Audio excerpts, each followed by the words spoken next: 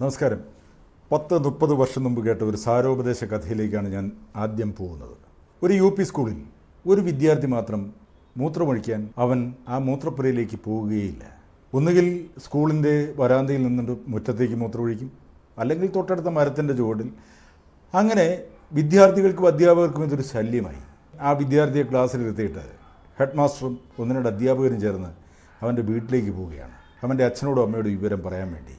അവർ കുന്നിൻമൂളിലുള്ള ആ ചെറിയ വീട്ടിലേക്ക് കുത്തുകല്ലുകൾ കയറി ചെല്ലുമ്പോൾ കാണുന്ന കാഴ്ച, പഴയകാല വീടുകളുണ്ടല്ലോ, ചാണകം തേച്ച വരാന്തയുള്ള വീടുകൾ. ചാണകം തേച്ച ആ വരാന്തയിൽ നിന്നുകൊണ്ട് അവൻ്റെ അച്ഛൻ മുറ്റത്തേക്ക് മൂത്രമൊഴിക്കുന്നതാണ് കാണുന്നത്. ആ വീട്ടിലേക്ക് കയറാതെ അവിടെ നിന്ന് തിരിച്ചുപോയി. ആ സാരോപദേശത്തിൻ്റെ അർത്ഥം അച്ഛൻ പല വഴിയാണെങ്കിൽ മക്കൾ പെരുവഴി എന്ന് പറയുന്നതാണ്. ഞാൻ ഈ കഥ ഓർമ്മിക്കാൻ കാരണം, കോഴിക്കോട് 15-കാരനും സുഹൃത്തുക്കളും ചേർന്ന് മറ്റൊരു സുഹൃത്തിനെ കൊന്ന സംഭവം കേട്ടപ്പോഴാണ് ഈ കഥ ഓർമ്മ വന്നത്.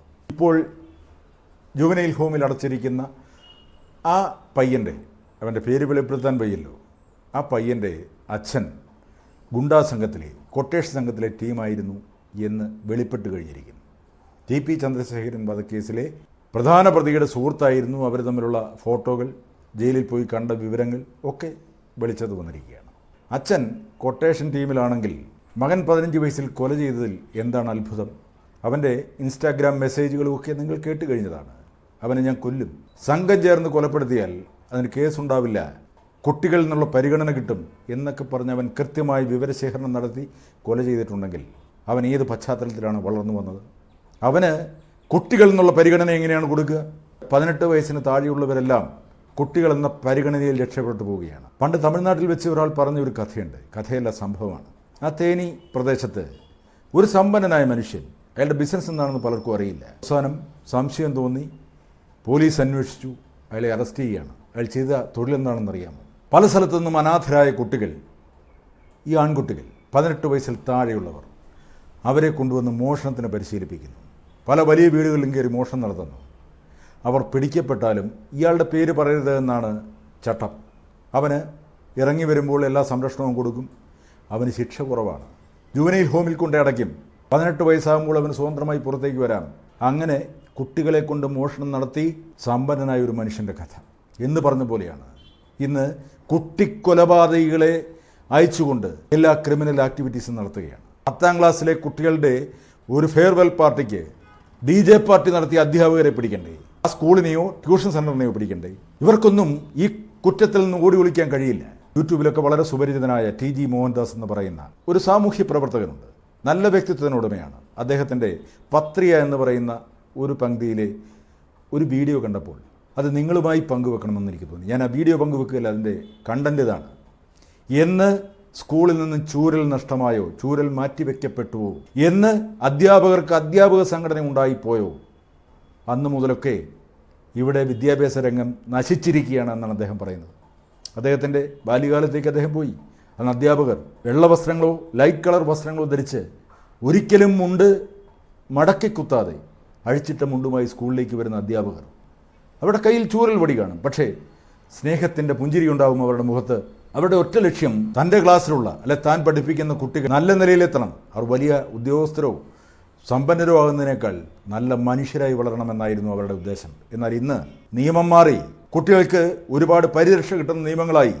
അതുകൊണ്ട് തന്നെ ഒരു അധ്യാപകൻ പറഞ്ഞത്രേ, 4 ബെഞ്ചിനപ്പുറത്തേക്ക് പോകാൻ എനിക്ക് മടിയാണ്, അതിൻ്റെ പുറകിലേക്ക് പോവില്ല. കാരണം ആൺകുട്ടികളും പെൺകുട്ടികളും അടുത്തിരുന്നാൽ എന്താ കുഴപ്പം? അവർ ചുംബിച്ചാൽ എന്താ കുഴപ്പം? അവർ കെട്ടിപ്പിടിച്ചാൽ എന്താ കുഴപ്പം എന്ന് ചോദിക്കുന്ന പുരോഗമനവാദികളുണ്ടല്ലോ. അതുകൊണ്ടൊക്കെ തന്നെയാണ് ഇവിടെ പല സംഭവങ്ങളും ഉണ്ടാകുന്നത്. 14-കാരിൽ നിന്നും 15-കാരി ഗർഭിണിയാവുന്നത് എങ്ങനെയാണ്? നിങ്ങളൊന്ന് ആലോചിച്ച് നോക്കൂ. TG മോഹൻദാസ് പറഞ്ഞൊരു കാര്യം തന്നെ ഞാൻ വീണ്ടും ആവർത്തിക്കുകയാണ്. 17 വയസ്സായ 2 സുഹൃത്തുക്കൾ, ആണും പെണ്ണും, കെട്ടിപ്പിടിച്ചാൽ അവരുടെ ഉള്ളിലുണ്ടാകുന്ന വികാരം എന്താണ്? ഇതൊരു തന്ത ബൈബിളിൽ നിന്ന് ഉടലെടുക്കുന്ന സംശയമല്ല. ഈ പ്രായമൊക്കെ കഴിഞ്ഞു വന്നവരല്ലേ നമ്മളെല്ലാവരും, ഇത് കാണുന്ന എല്ലാവരും. അതുതന്നെയാണ് മോഹൻദാസ് ചോദിക്കുന്നത്. ആലപ്പുഴയിലുള്ള എൻ്റെ ഒരു സുഹൃത്ത് പറഞ്ഞു, അദ്ദേഹത്തിൻ്റെ ഭാര്യ ഒരു ഹയർ സെക്കൻഡറി സ്കൂളിലെ അധ്യാപികയാണ്. കഴിഞ്ഞ വർഷം മാത്രം 3 കുട്ടികളാണത്രേ ഗർഭിണികളായി പിടിക്കപ്പെട്ടത്. എന്തൊരു നശിച്ച സാഹചര്യത്തിലൂടെയാണ് നമ്മൾ കടന്നു പോകുന്നത്. മാതാപിതാക്കളെ വിളിച്ച് ആ കുട്ടികളെ അബോർഷൻ അയക്കുകയാണ്. അധ്യാപകരുടെ ഗതികേട്, നല്ല അധ്യാപകരുടെ. ഇങ്ങനെ നിയമങ്ങൾ മാറുകയും കുട്ടികളെ വേദനിപ്പിക്കാൻ പാടില്ല, അവരെ സംസാരത്തിലോ പ്രവൃത്തിയിലോ അധിക്ഷേപിക്കാൻ പാടില്ല. അധ്യാപകരൊന്ന് ഞുള്ളിയാൽ, അടിച്ചാൽ ആരോടും പറയില്ല, വീട്ടിൽ വന്ന് പോലും പറയില്ല. ഇന്ന് വീട്ടിലെറിഞ്ഞ് മാതാപിതാക്കൾ ആ അധ്യാപകനെതിരെ കേസ് കൊടുക്കുകയാണ്.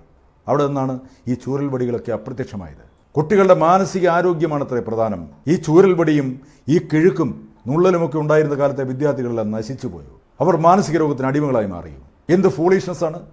കേരളത്തിലെ സ്കൂളുകളിൽ, LP സ്കൂളുകളിൽ മലയാള അക്ഷരമാല പഠിപ്പിക്കാൻ പോകുന്നു എന്നൊരു ന്യൂസ് കണ്ടു. ഞെട്ടിപ്പോയി. കുറേ കാലമായി അക്ഷരമാലയൊന്നും പഠിപ്പിക്കാറില്ലത്രേ. ഭാഷ കേട്ട് പഠിക്കേണ്ടതാണ്. ഇങ്ങനെയുള്ള കരിക്കുലം ഉണ്ടായിക്കഴിഞ്ഞപ്പോൾ വിദ്യാർത്ഥികൾക്ക് എന്തുമാകാം. ഓൾ പ്രമോഷനാണ്, ഓൾ പാസ്. A+ ഉള്ള കുട്ടികളുണ്ടാവും, പക്ഷേ സാമാന്യ ബോധമില്ല, സാമൂഹിക ബോധമില്ല. എന്തിനാണ് ഇങ്ങനെ ഒരു വിദ്യാഭ്യാസം? സ്കൂളുകളിൽ ലഹരി വ്യാപാരം നടക്കുന്നു എന്ന് പറയുന്നു.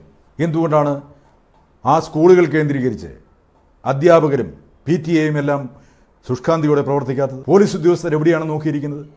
കസ്റ്റംസുകാർ എവിടേക്ക് പോയിരിക്കുന്നു? ഇന്ന് ലഹരി വിൽക്കുന്ന, രാസലഹരി വിൽക്കുന്ന ഏറ്റവും വലിയൊരു കമ്പോളമാണ് കേരളം, പ്രത്യേകിച്ചും കേരളത്തിലെ സ്കൂളുകൾ. കഴിഞ്ഞ ദിവസം ലഹരിക്കടിമയായ ഒരു മകനെ ലഹരി കൈവശം വെച്ചതിൻ്റെ പേരിൽ അറസ്റ്റ് ചെയ്തപ്പോൾ ഒരു സാമൂഹ്യ പ്രവർത്തകൻ പറഞ്ഞത് കേട്ടില്ലേ? ഇവരെങ്ങനെയാണ് ഇത് വിൽപ്പന നടത്തുന്നത്? പണം അയച്ചു കൊടുത്താൽ ഇവരിത് കൊണ്ടുവച്ചിരിക്കുന്ന സ്ഥലത്തിന് ലൊക്കേഷൻ മാപ്പ് അയച്ചു കൊടുക്കുമത്രേ. CC ക്യാമറകളൊന്നും ഇല്ലാത്ത സ്ഥലത്ത് അതുകൊണ്ട് വയ്ക്കുന്നു. ചിലപ്പോൾ ഒരു ട്രാൻസ്ഫോർമറിന് താഴെയായിരിക്കാം, ചിലപ്പോൾ ഒരു കലിങ്കിൻ്റെ മറവിലായിരിക്കാം. എന്നിട്ട് അവിടെ സൂക്ഷിച്ചിരിക്കുന്ന ആ അടയാളം പറഞ്ഞു കൊടുത്ത് ലൊക്കേഷൻ മാപ്പ് അയക്കുകയാണ്. എത്ര ബുദ്ധിപൂർവമായ കച്ചവടം! ഇന്ന് കേരളത്തിലെ സ്കൂൾ കുട്ടികളെ കേന്ദ്രീകരിച്ചാണ് ഈ ലഹരി വ്യാപാരം നടക്കുന്നത്. ആ കുട്ടികൾ ക്രിമിനലുകളായില്ലെങ്കിലേ അത്ഭുതമുള്ളൂ. ഇതുള്ളിലേക്ക് ചെന്ന് കഴിഞ്ഞാൽ കൊലപാതകമെന്നൊരു വിഷയമല്ല. ആരെ കൊല്ലാനും ഒരു മടിയുമില്ല. എന്താണ് ചെയ്യുന്നതെന്ന് സ്വയം അറിയില്ല. അധ്യാപകരാണോ, സുഹൃത്തുക്കളാണോ, മാതാപിതാക്കളാണോ എന്ന് പോലും അറിയില്ല. പലവട്ടം പറഞ്ഞിട്ടുള്ള കാര്യമാണ് പേരൻറ്റിങ്. മക്കളെ വളർത്തുന്നത് എങ്ങനെയാണ് എന്ന് പഠിക്കേണ്ടിയിരിക്കുന്നു, പഠിപ്പിക്കേണ്ടിയിരിക്കുന്നു. കല്യാണം കഴിക്കുന്നു, കുഞ്ഞുങ്ങൾ ജനിക്കുന്നു, അവർ അവരുടെ തോന്നിവാസം ജീവിക്കുന്നു.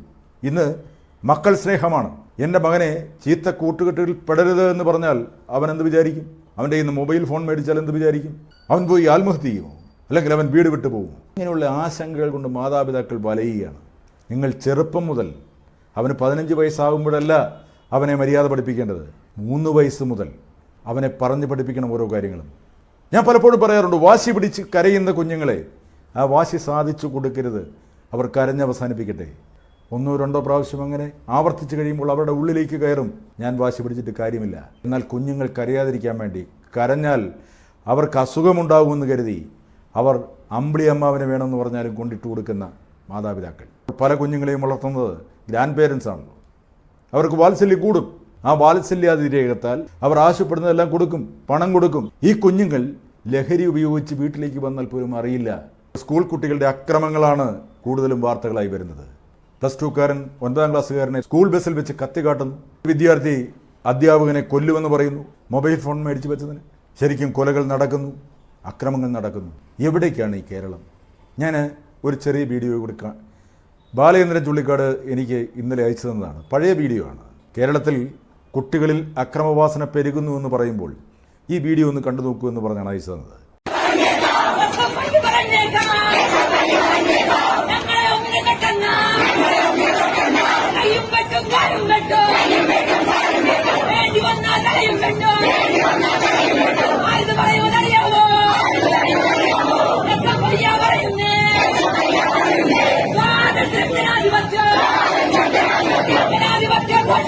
ഇവിടെയാണ് മുഖ്യമന്ത്രി പറഞ്ഞത് SFI സംസ്കാര സമ്പന്നമായ വിദ്യാർത്ഥി സംഘടനയാണ്, അവർ ഒരു ഉപദ്രവവും ചെയ്യുന്നില്ല. നിർബന്ധമായും സ്കൂളുകളിൽ നിന്ന് വിദ്യാർത്ഥി സംഘടനകൾ, രാഷ്ട്രീയ സംഘടനകൾ നിരോധിക്കുക. എന്തിനാണ് വിദ്യാർത്ഥികളെ ഇതിലേക്ക് കൊണ്ടുപോകുന്നത്? നാളത്തെ രാഷ്ട്രീയക്കാരനെ വാർത്തെടുക്കാനോ? നിങ്ങൾ ചെയ്യുന്നത് ഒരു തലമുറയോടുള്ള വഞ്ചനയാണ്. നിങ്ങളൊരു തലമുറയെ നശിപ്പിക്കുകയാണ്. ഇപ്പോൾ നിലവിലുള്ള രാഷ്ട്രീയക്കാർക്ക് ഇതുപോലുള്ള പോഷക സംഘടനയെ വളർത്തി കുട്ടിക്കൂട്ടങ്ങളെ ആവശ്യമുണ്ട്. സമരം ചെയ്യാനും പോലീസ് സ്റ്റേഷൻ ആക്രമിക്കാനും ബസ് അടിച്ചു പൊളിക്കാനുമൊക്കെ. അവരെ അങ്ങനെ രാഷ്ട്രീയ ലഹരി കൊടുത്ത് തങ്ങളുടെ കൂടെ കൂട്ടുകയാണ്. അവർക്ക് ആക്രമണത്തിന് ഒരു ഭയവുമില്ല. ആരെ ആക്രമിച്ചാലും കൊന്നാലും ഈ രാഷ്ട്രീയ പാർട്ടികൾ പിന്തുണയ്ക്കാനുണ്ട്. അത് ഞാൻ ഒരു രാഷ്ട്രീയ പാർട്ടിയെ മാത്രം പറയല്ല, SFIയുടെ വീഡിയോ കാണിച്ചു എന്ന് മാത്രമേ ഉള്ളൂ. ഏത് രാഷ്ട്രീയ പാർട്ടികളുടെയും പോഷക സംഘടനകളായ വിദ്യാർത്ഥി സംഘടനകൾ അക്രമത്തിൻ്റെ പാതയിലൂടെയാണ് പോകുന്നത്. പണ്ടുകാലത്ത് അങ്ങനെ ആയിരുന്നില്ല, വിവേകമുണ്ടായിരുന്നു. ഇന്ന് വിവേകം നഷ്ടപ്പെട്ട ഒരു തലമുറയെ സൃഷ്ടിച്ചത് ഈ സാഹചര്യമാണ്, സമൂഹമാണ്. ഒപ്പം മാതാപിതാക്കളും. നിങ്ങൾക്ക് കുട്ടികൾ ജനിക്കുമ്പോൾ പുതിയ മാതാപിതാക്കളോടാണ് ഞാൻ പറയുന്നത്, എങ്ങനെ വളരണം എന്ന് ചെറുപ്പം മുതൽ പരിശീലനം കൊടുക്കുക. കുറേ ആത്മീയത കുത്തിത്തിരികയല്ല ചെയ്യേണ്ടത്. നിങ്ങൾ നോക്കൂ, ഈ ലഹരി വ്യാപാരത്തിൽപ്പെട്ടവരും ഈ അക്രമ സംഘങ്ങളിൽപ്പെട്ടവരും കേസുള്ളവരും എല്ലാം വിശ്വാസികളാണ്. മതഗ്രന്ഥങ്ങൾ കാണാതെ പഠിച്ചിട്ടുള്ളവരാവാം, മതപഠന ക്ലാസ്സുകളിൽ പോയിട്ടുള്ളവരാവാം. പക്ഷേ അവർ ഇതിലേക്ക് വരുന്നത് യഥാർത്ഥ ആത്മീയത എന്താണെന്ന് അവർക്കറിയില്ല. യഥാർത്ഥ ആത്മീയത ഒന്നേ ഉള്ളൂ, നിന്റെ മുമ്പിൽ കാണുന്ന മനുഷ്യനെ ബഹുമാനിക്കാനും സ്നേഹിക്കാനും പഠിക്കുക, മറ്റു മനുഷ്യരോട് കനിവുണ്ടാകുക, ദയയുണ്ടാകുക, മറ്റു മനുഷ്യരെ സ്നേഹിക്കാൻ പഠിക്കുക. ഇത് മാത്രമാണ് ആത്മീയത. വേറെ മതഗ്രന്ഥങ്ങളിലെ വചനങ്ങളൊന്നും കാണാതെ പഠിച്ച് പറയേണ്ട കാര്യമില്ല, പറഞ്ഞിട്ട് കാര്യവുമില്ല. ഇതെന്നാണ് ഇനി ഒരു തലമുറ പഠിക്കുക? അമിത വിശ്വാസത്തിൻ്റെ ഭ്രാന്തിൽ നിൽക്കുന്നവരുടെ കമൻറ്റുകൾ ഞാൻ ഭയപ്പെടുന്നില്ല. ആ കമൻറ്റുകളെ പേടിച്ച് ഞാൻ പറയാതിരിക്കില്ല. ഞാൻ ഇത് തന്നെ ആവർത്തിച്ചുകൊണ്ടിരിക്കും. അതുകൊണ്ട് 15 വയസ്സിൽ മകൻ കൊലപാതകയാകാതിരിക്കണമെങ്കിൽ അച്ഛനും അമ്മയും നല്ല പാത തിരഞ്ഞെടുക്കുക, അല്ലെങ്കിൽ മക്കളെ ജനിപ്പിക്കാതിരിക്കുക. ഈ തലമുറയിലേക്ക് ഞങ്ങൾ മക്കളെ ജനിപ്പിക്കുന്നില്ല, ഞങ്ങളുടെ തന്നിഷ്ടത്തിന് ജീവിക്കും, കൊലയും കൊള്ളിവെപ്പും നടത്തി ഞങ്ങൾ ജീവിക്കും എന്നുള്ളവർ മക്കളെ ജനിപ്പിക്കാതിരിക്കുക. അതുമാത്രമാണ് എനിക്ക് നിങ്ങളോട് അപേക്ഷിക്കാനുള്ളത്. Thank you.